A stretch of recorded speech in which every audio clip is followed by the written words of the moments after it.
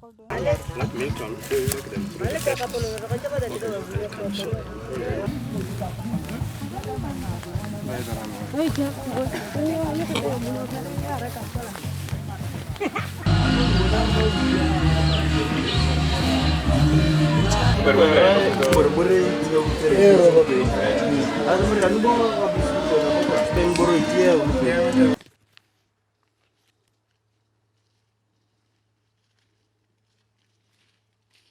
Fresh sweet potatoes can contribute to reduction of malnutrition and also help in fighting vitamin A deficiency related diseases in that consumption of 125 grams of orange fresh sweet potato roots per day actually meets the vitamin A requirements of a child of age between 1 to 6 years old, and also meets the vitamin A requirements for the expecting or pregnant mothers. So it will actually help contribute to reduction of vitamin A deficiency related diseases in the region. NARO Spot 7O brings more yield to the region because it yields higher than the other release NASPOT series, and then it also has more higher beta carotene content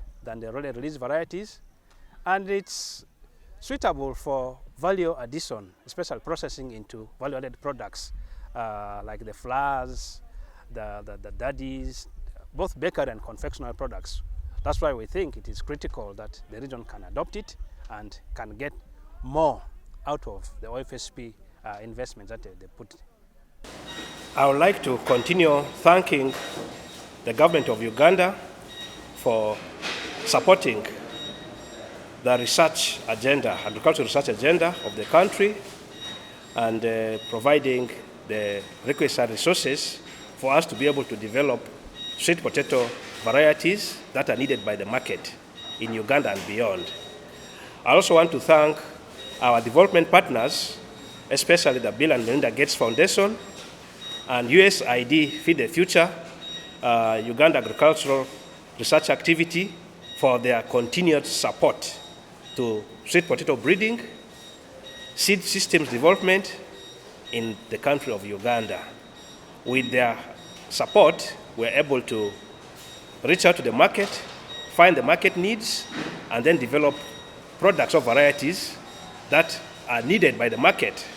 That is what has led to the development of NARO Spot 7O and NARO Spot 6 that are dearly needed by the market.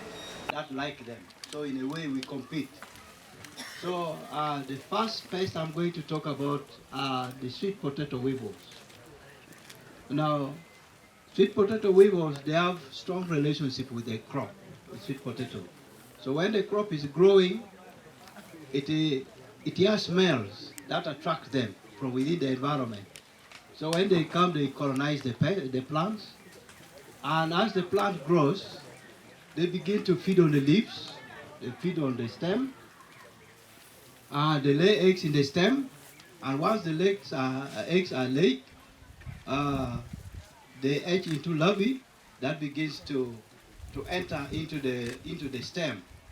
And what happens is that as it moves within the stem, it breaks what we call the xylem and the phloem vessels. These are the transport means that the channel that the plant uses for bringing water from the soil to other parts of the plants, and also the food that is manufactured in the leaves, it has to move down. So those nutrients, or the starch that is produced by the leaves, is meant to go down. Part of it is used to produce energy for it to grow, and the excess is stored in the roots, and that is where you see the root becoming big. But in that case, once the channel is broken down, it means the water and the nutrients absorbed from the root will not flow, and the food that is made by the leaves will not move down.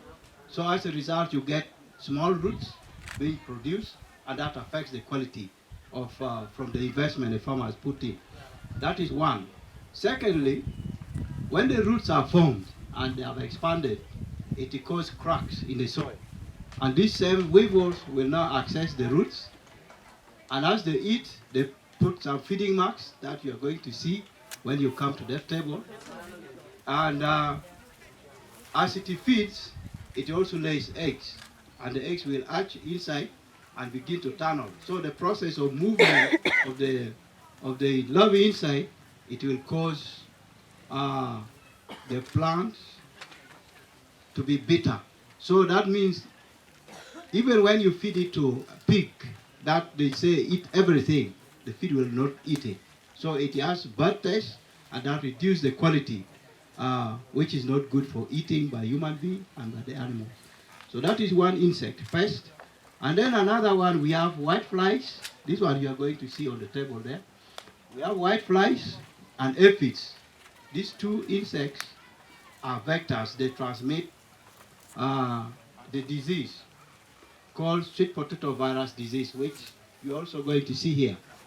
What happens with the disease is that it affects the green part that the plant used for manufacturing the food, making food in the kitchen, in a layman's term. So they become yellowish and stunted. So means it cannot grow big, tall. It has fewer chlorophyll. So the food that is produced by this plant is small, cannot be able to put big roots. So as a result, sometimes you find the food, the sweet potato is not having enough roots. How do we manage this? As you go to the farm, if you see a symptom, yellowish, stunted symptom, you remove it, if there are not very many. Why? Because if it remains in the garden, it becomes a source of infection. So the white flies that I've talked about and the aphids will come and feed on this. So it picks the virus from this, takes it to the healthy plant. So you'll find the whole garden is infected by the virus. And that means it will reduce your yields up to around 100%, depending on the level of infestation. So how do we manage sweet potato weevils?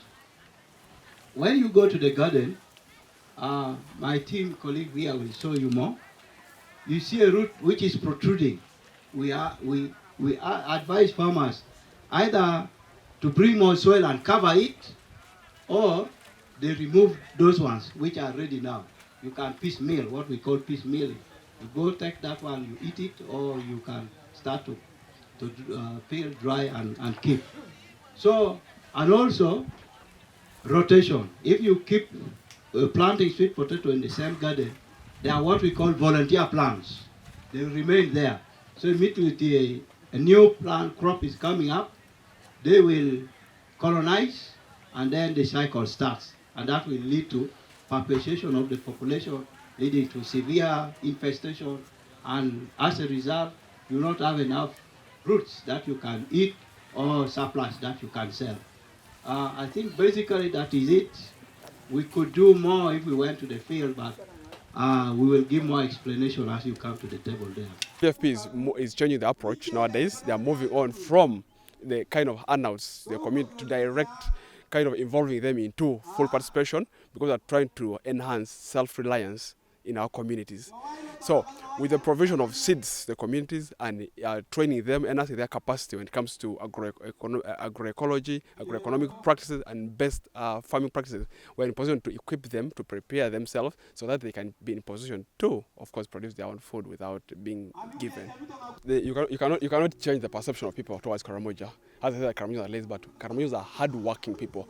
It's just because of factors that have pushed our people to such kind of vulnerable kind of state, whereby at times they have just been reduced to people who just receive handouts.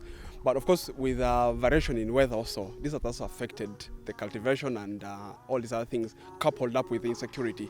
But with interventions from different partners, the government and so on, you can see that our people are picking up, they're in position to cultivate their own food right now as we talk. And a lot of things that are outside within the community that you can see and you say that, wow, the Karamojongs that you used to know, that you used to think about way back is totally different from what is really happening right now on the ground. Actually, I'm very happy with the NARO as well because of this project we are doing together. We have been in this project now almost even 6 years in the Orange Fresh Sweet Potatoes project. And we are happy that we have been working hand in hand with the NARO as well, and it's all actually is helping us so much in getting a clean material. Because once you have a clean materials, you expect even what? The good harvest. And we are working together with the farmers. As the doctor mentioned that at least they are working with processor. We cannot get the material when we don't have our farmers down. We are also working with other farmers. And those farmers are producing for us the material and we buy from them. And actually, these orange fresh sweet potatoes, I'm very happy with it because we really get the ready nutrients, vitamin A. Because most of our people from down there, all our community, they eat what they demands, but they don't eat what their body demands. That's really very true. You find that somebody is eating what is demanding, but the body is also demanding other thing. But due to the collaboration of NARO and the NARO and Divine Organic Food, we are working together, and I think we are allied to other farmers. And farmers are getting clean material from us, and they're happy because the yield performance is high. Even what they are expecting, what they are yielding, they won't even expect, but they're up about it. Someone wanted to see the roots. Huh? Doctor. I was having my child who was in malnutrition. I can give that child to eat. There is the one I can dry. Then I go and grind from the machine. Then I cook for it, for that child. The child is now improving. She's okay, and she's running. She's been talking. She can go and play with the rest. She entertains even you stay with her, she can entertain you. Whatever they told her from school, she can come and tell you that, Mommy, they were saying in school, do this, do this, do this. When you go home, say, Mommy, hey, do this. Okay. Is she a boy or a girl? She's a girl. Does she like the sweet potatoes? Yes, she like. Because she's saying that this sweet potatoes is sweeter. It is not like the other one. Even that sweet potatoes, the old one is going to disappear. It is now this one. By now even, they are eating. The one I dug in August, they are eating that one. Even there is again the one I just dug at home. Just now, he's just taking now the ice like this. My name is Nesta Odwar. I'm in Ngeta, Tagwat. I'm a farmer. I produced orange sweet potatoes. I start growing sweet potatoes in 2014. And I joined the organization called World Vision.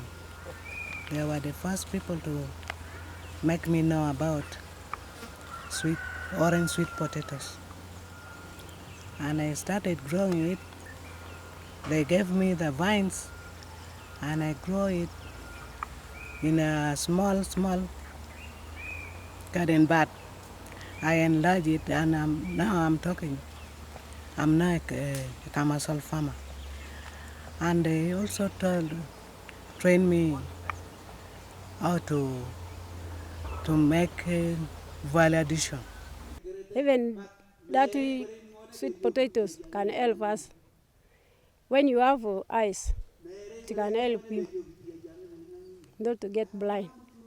Even these pregnant mothers, they are supposed to eat for them to help their children from the stomach. They eat like when they are going to this antenatal. They can just eat that potatoes for them to help for vitamin A. For us scientists, and looking into the problem of Karamoja, okay, there are two types of issues we have to handle at once. One of them is the hunger that we cannot see, which we call malnutrition. Then the second one is the hunger that we see because of lack of food.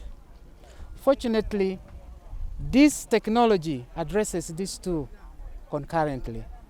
But more importantly, it's very important for the children, the school-going age, because vitamin A is one of the big components that helps improve growth and also reduce children going blind. So for us, we feel that working with WFP, World Food Program, to promote this crop, it is very important. But most importantly, for the region here, these varieties of sweet potatoes are very, very drought resistant and also tolerant to a number of pests and diseases. Moreover, it is short growing, just takes 3 months. And even before 3 months, you can start eating. So this is very important, especially now for our green belt. So we feel that we have to promote this, especially at schools and also among the communities. So that's why we feel this variety we are promoting together with our partners is very important.